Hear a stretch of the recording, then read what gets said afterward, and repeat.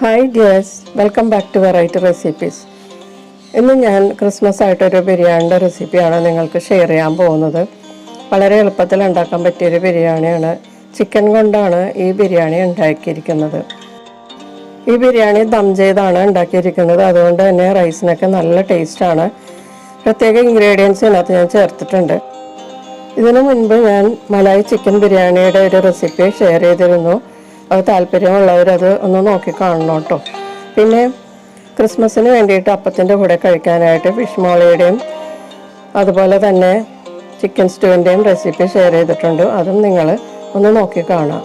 അപ്പോൾ നമുക്ക് വീഡിയോയിലേക്ക് പോകാം. പാൻ ചൂടായി കഴിയുമ്പോഴേക്കും ഇതിലേക്ക് ഒരു 6 ടേബിൾ സ്പൂൺ ഓയിൽ ചേർക്കുക. ഞാനിത് സവാള ഫ്രൈ ചെയ്ത എണ്ണയാണ് ഞാൻ ഉപയോഗിക്കുന്നത്. അപ്പോൾ ബിരിയാണിക്ക് കൂടുതൽ ടേസ്റ്റ് ഉണ്ടാകും. അപ്പോൾ 6 ടേബിൾ സ്പൂൺ എണ്ണ ചേർത്തതിന് ശേഷം 1 ടേബിൾ സ്പൂൺ ഗീയും കൂടി ചേർത്തിട്ട് ചൂടായി കഴിയുമ്പോഴേക്കും അതിലേക്ക് 2 ബേ ലീഫ് ചേർക്കുക. ഒരു 10-12 ഉലുവയും കൂടി ചേർത്തിട്ട് ഒന്ന് ചൂടാക്കുക. ചൂടായി കഴിയുമ്പോഴേക്കും ഇതിലേക്ക് ഓൾ സ്പൈസസ് ചേർക്കുക. പട്ട, ഗ്രാമ്പു, ഏലക്ക, തക്കോലം, കുരുമുളക്, വലിയ ജീരകം ഇതെല്ലാം കൂടി ചേർക്കുക. ജാതിപത്രയും കൂടി ഞാൻ 2 ചേർത്തിട്ടുണ്ട്. ഇതെല്ലാം കൂടി ഒന്ന് ചൂടാവുന്നത് വരെ വഴറ്റി കൊടുക്കുക. മസാല നന്നായി ചൂടായി കഴിയുമ്പോഴേക്കും 2 ഇഞ്ച് നീളത്തിൽ 3 കഷ്ണം ഇഞ്ചി ചതച്ച് ഇതിലേക്ക് ചേർക്കുക. എന്നിട്ട് നന്നായിട്ട് ഫ്രൈ ആയി വരുന്നത് വരെ വഴറ്റി കൊടുക്കുക.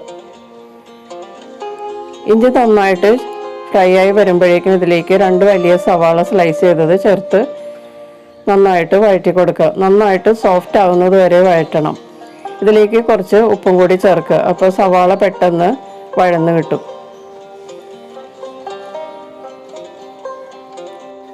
സവാള വഴന്ന് വരുന്ന സമയം കൊണ്ട് നമുക്ക് ഒരു മസാല ചതച്ചെടുക്കാനുണ്ട്. അതിന് ഞാൻ കുറച്ച് തണ്ടോട് കൂടിയ കോറിയാണ്ടർ ലീവ്സ് എടുത്തിട്ടുണ്ട്. അത് ജാറിലേക്ക് കട്ട് ചെയ്തിടുക.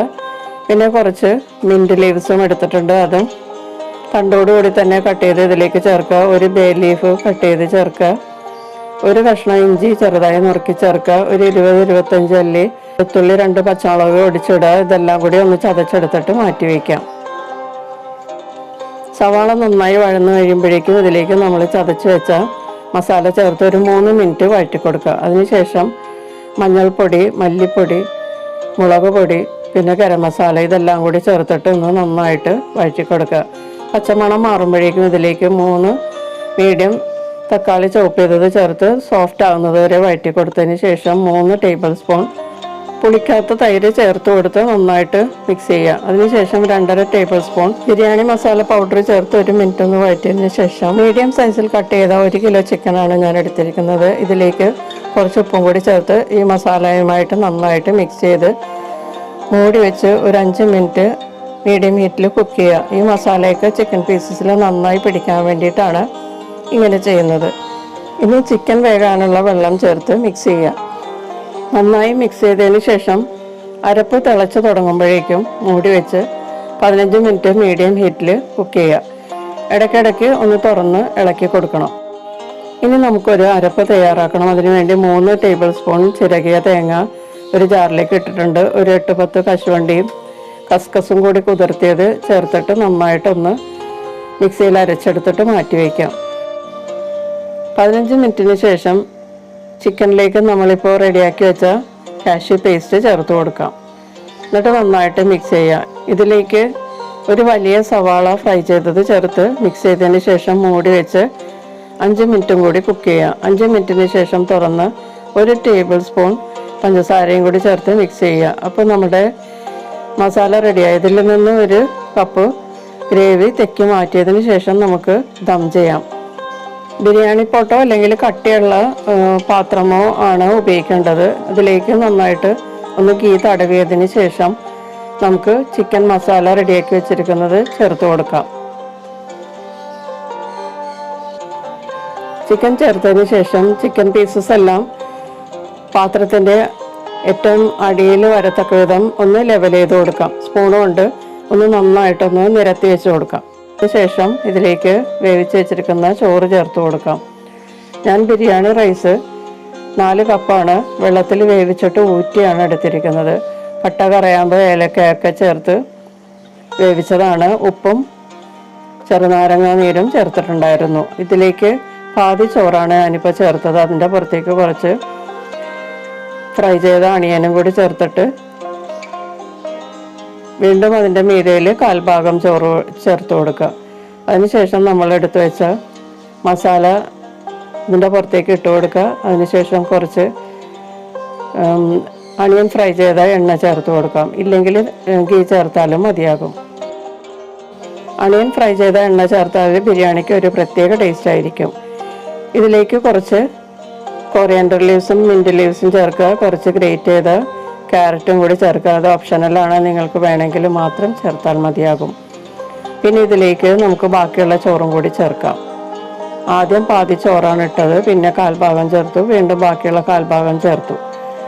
ഇനി ഇതിൻ്റെ പുറത്തേക്ക് കുറച്ച് ഫ്രൈ ചെയ്ത അണിയനും കുറച്ച് ഗീയും കൂടി സ്പ്രെഡ് ചെയ്ത് കൊടുക്കുക. കുറച്ച് കൊറിയാൻഡർ ലീവ്സ് ചേർത്ത് കൊടുക്കാം. പിന്നെ കുറച്ച് ഫ്രൈ ചെയ്ത കാഷ്യൂസും റൈസിൻസും കൂടി ചേർത്ത് കൊടുക്കാം. പിന്നെ ഇതിലേക്ക് 1/2 കപ്പ് ചോറ് വേവിച്ച വെള്ളത്തിൽ ഞാൻ 1/4 ടീസ്പൂൺ മഞ്ഞൾപ്പൊടി കലക്കി ഇതിൻ്റെ പുറത്തേക്ക് ഒഴിച്ചു കൊടുക്കുവാണ്. നിങ്ങൾക്ക് വേണമെങ്കിൽ പാലിലും ഈ മഞ്ഞൾപ്പൊടി കലക്കിയിട്ട് ചേർത്ത് കൊടുക്കാവുന്നതാണ്.